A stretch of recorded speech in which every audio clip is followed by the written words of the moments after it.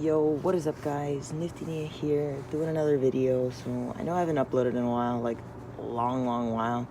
And honestly, it was just kind of transitioning into high school, so you have to forgive me on that. But today's episode is I'm going to be making arguably one of the hottest hot sauces in the world. So if you've been following my channel and you've kind of noticed my latest videos and stuff, I've been growing a vegetable garden. And right now, as of now, it's fall time, so everything's starting to die off, so I gotta start picking some stuff. Now we're over here in the main garden, and these are the infamous Carolina Reapers. They were the hottest pepper in the world, but as of right now, there's some that are hotter. And yeah, so these are the main ingredients that I'm gonna be using for my hot sauce today. And all I'm doing right now is just, I'm gonna pick them.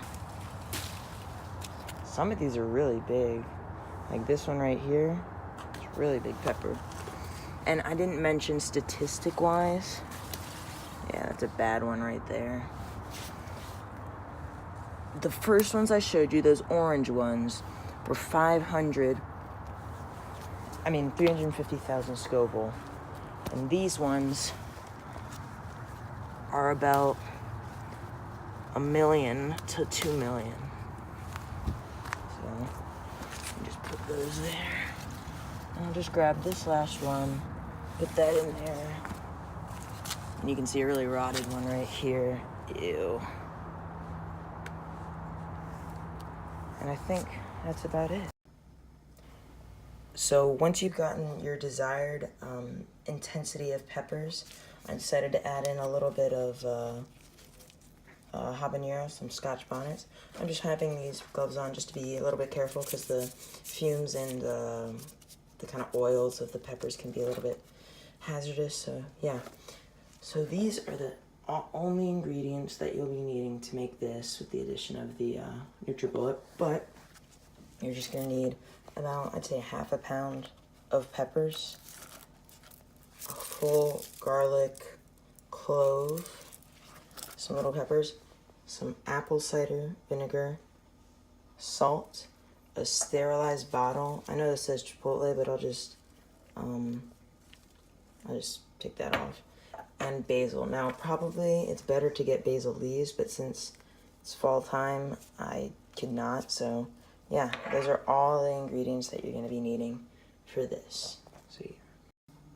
So once you've assembled all of your ingredients, you're going to start by preparing each of the individual peppers. So the way to do this is, be careful with knives, you just need to take off the stem. So like it kind of shows, just that out, so you got the bean. And you're just going to want to do that to every one of your peppers. May seem like a tedious task. For the garlic, you're just going to break it in half. And honestly, use as much as you want. It just matters on how prevalent you want the garlic taste to be. This can get pretty messy, so just kind of keep track of which ones are the cloves and which are the kind of little scraps. So like this, you want to throw away, and just do this and this to all of your peppers and to all of your garlic. So once you've kind of sliced and diced all of your ingredients that you want, of course except the basil, because that's going to be substituted in, so we don't really need to cut that. We're going to get ready to put it in this Nutri Ninja, kind of like bullet thing. We're going to end up blending it all up. We're going to take our blade.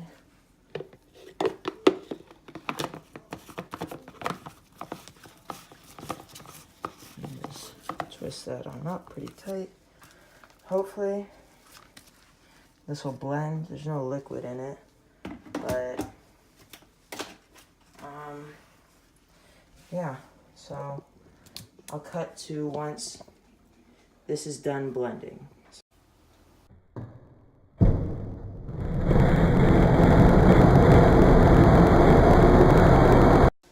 Quick note, it didn't really blend all the way through on its own, so I just need to add a little water to make sure it blends consistently. So I just got it blended with the first batch, and I think I added too much water. So I'm gonna add this rest in. Be very careful when you open this up. When I unscrew this, the fumes that come up are very, very hazardous. So just be careful with that. So I'm just gonna have to add this stuff. If you could stop being so loud, thank you. So I just gotta unscrew this. Yeah. So be careful when this comes off.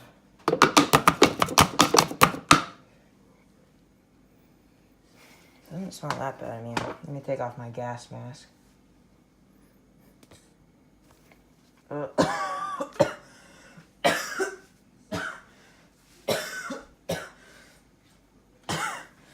yeah, don't do that, bro. Okay, we're gonna add these in. Add the rest of your peppers. And honestly, I don't even know what I'm doing. I'm just experimenting here, but I'm gonna add in the garlic now. The rest of the garlic. And let this blend up, so yeah.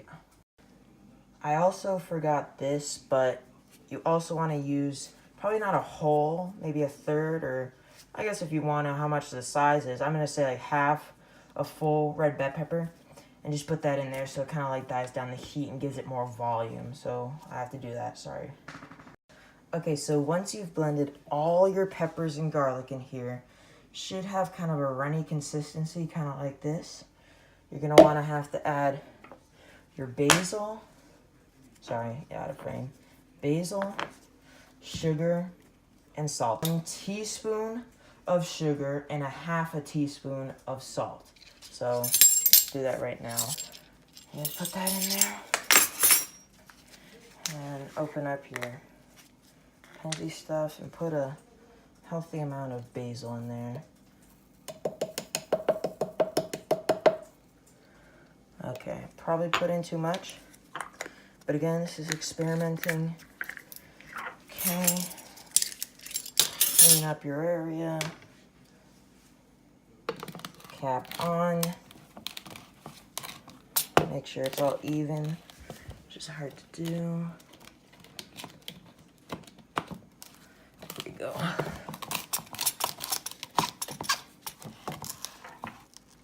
And give this a run through the blender.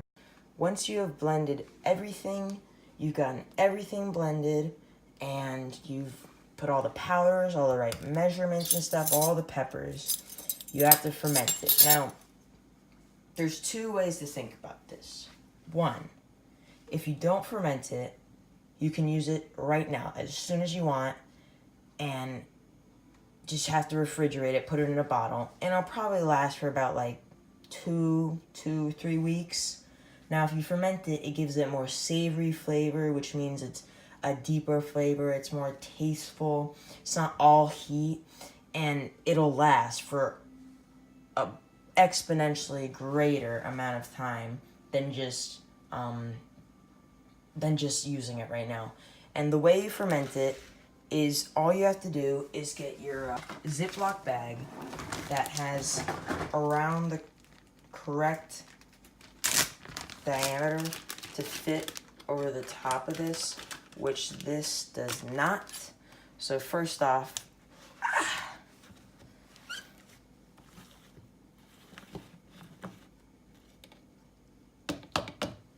take this out. I'll give it a quick taste. That's actually an ambitious amount.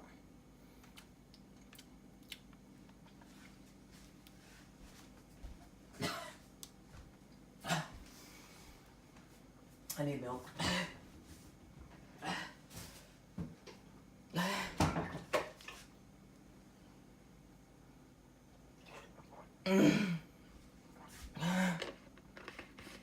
It's not healthy.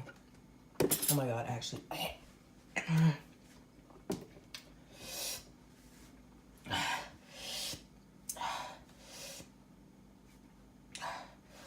Sorry. Just put a plastic bag over top of it.